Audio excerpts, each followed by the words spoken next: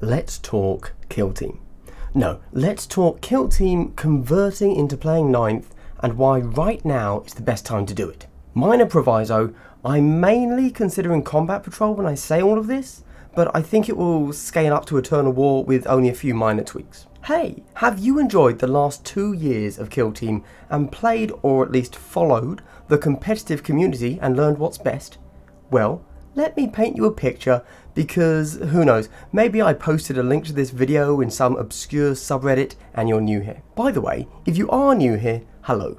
But if you're a subscriber, double hello. So subscribe now to get a double hello in the next video. Back in the olden days, I'd say around September 2018, if I had to pin a date to it, we were a group of wide-eyed innocent players just looking to get some games in. We were begging Games Workshop to give us competitive play, and they did, and we played it. And then 6 months later, we finally accepted that perhaps Games Workshop's version of competitive Kill Team was very heavily skewed towards certain factions, overvaluing cheap bodies, leading to a version of Kill Team that was basically solved. In fact, there is a definitive best list from all the competitive games that were played under that system. Fast forward to now, and of course the change in the competitive scene has rebalanced the game and led to some factions getting stronger and some getting weaker, and I'm about to go on a tangent about the current competitive Kill Team meta, but that's not what we're here for. Regardless, the stage is set. Kill Teamers beat the endgame of competitive Kill Team as envisioned by Games Workshop. It is a known quantity. Then 9th edition hits. Then Games Workshop confirms that Kill Team was a testbed for 9th rules. Then we see all of the missions, their objectives, and their secondary objectives. Kill Team is 9th edition.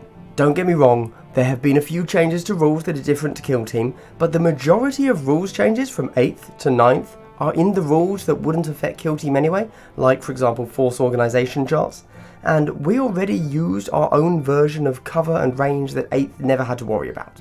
Kill Team players that learned what made their faction tick will of course have to learn a few things, but everything they need to learn is just that they become stronger. Hey, there's no half range minus to hit, so your shooting is more accurate now.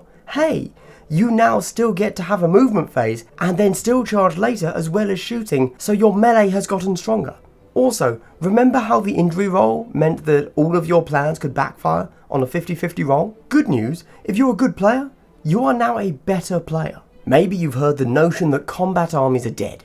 Now I may be but a simple Kill Team player, but lads, the enemy is starting roughly 6 inches further away in a game of 9th than in a game of Kill Team. Kill Teamers only know how to foot slog, as the 40k players call it. We live for that. We've been running squishy melee bodies into gun lines for 2 years now. Now we get an extra movement phase before we have to make the charge? Guys, we're going to be just fine. Okay, here's my pitch. 8th edition players are having to learn more to be able to play 9th than Kill Team players. The only thing we have to learn that they don't are a few new data sheets because we don't get vehicles in Kill Team, right? They have to learn the entire competitive game again. They can't stack negative and positive hit modifiers. They have to learn the Kill Team tactical reroll. Plasmas always explode on 1s. Yes, can you believe that used to be modified roll? How silly. What? Like it's possible to remove the negative factor of using that entire weapon. What's the point? Of course you're going to take it. Kill Team players know the first 6 months of competitive in 9th. It is a solved game for us. Now is the time for Kill Team players to rise up and dominate the tournament scene because we have already lived through that scene. I genuinely think that every Kill Team player who understood the tournament pack has a massive advantage over every 8th edition player. Okay, enough chatter. Let's discuss the best lists for winning 9th edition. And hold off on a few comments because the reasons as to why I might be wrong are going to come after this. Looking at the best list in 100 points Hold 3 Annihilation Pack from Games Workshop, I don't think it's controversial to say that the best list is Tau Shield Drone Spam. Then we've got Poxwalker Spam and Hormigan Spam. I'd say these were the top 3 lists for competitive Kill Team at the time. Now of course there was Chaos Cultist Spam, Orc Boy Spam, basically anything 7 points or less had the potential to win games reliably. But let's focus on the top 3 briefly. Shield drones have incredible durability. Poxwalkers are a variation on durable Horde, with them being slower and less durable but cheaper. And Hormagaunts, whilst easy to kill, are durable in the sense that you have ways to ignore morale, meaning they won't break. So lots of models with ways of not dying seem to be key. For any of those coming to this video from 8th and don't know Kill Team, allow me to reiterate to be very clear. You do not need to be able to kill the enemy. You just need to be able to not die. This is a game all about movement and positioning, which is great, by the way. However, you are able to play your army without any interaction from the enemy. But do we really think that a much smaller skirmish game is going to translate directly over to the full-size game?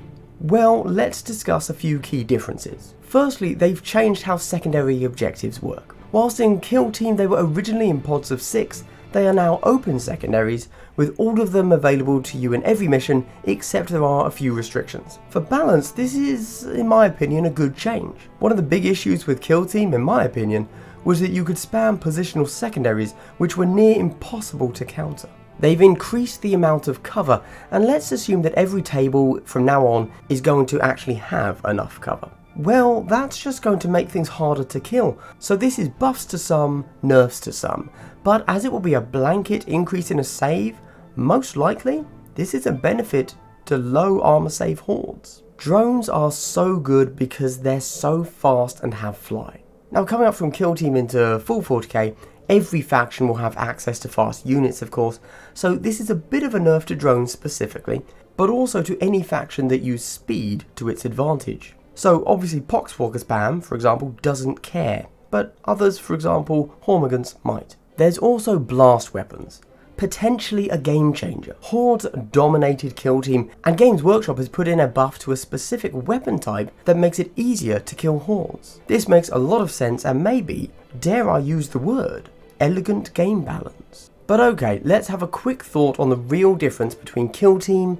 and 9th. The major issue that might mean Kill Team players don't have an advantage. Points. Right now, in my opinion, the hands down winner in 9th should be Death Guard and Poxwalkers. Feel no pain saves, they don't break, and if you actually get a kill, you can make more. But points will change everything. This is where we go into uncharted territory because in Kill Team, Games Workshop ignored any feedback given regarding their competitive format. And in fact, the lead playtester who is now hired by Warhammer Community, and we can assume had a large role in the competitive missions for 9th, showed disdain at the very notion that the format was changing. Sure enough, the format has mainly remained, but what about the points? I think it's safe to say that 9th is redoing everything in that regard. So look, I have no answers here, of course, it would all be speculation, so I can only throw the question over to you.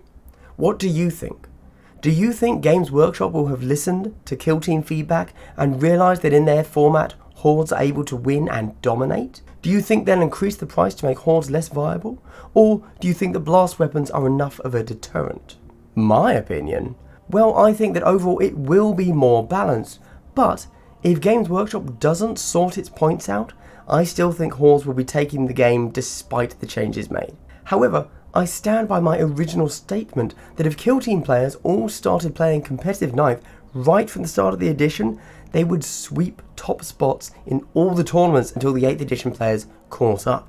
Simply put, we have less to learn and already know the competitive missions. In a weird twist, 8th edition players will be running MSU because they're afraid of blast weapons. So no one will be bringing blast weapons because they're now overcosted against MSU, so Hordes are going to dominate. And the entire edition is going to be a cat and mouse game between blast weapons and Hordes, and will become rock, paper, scissors between blast weapon army, MSU army and Horde army. Now those are my thoughts, and I'd love to know your thoughts, but most importantly, I have been Glass Half Dead, and I hope you've had a good day and continue to have a good day. Goodbye.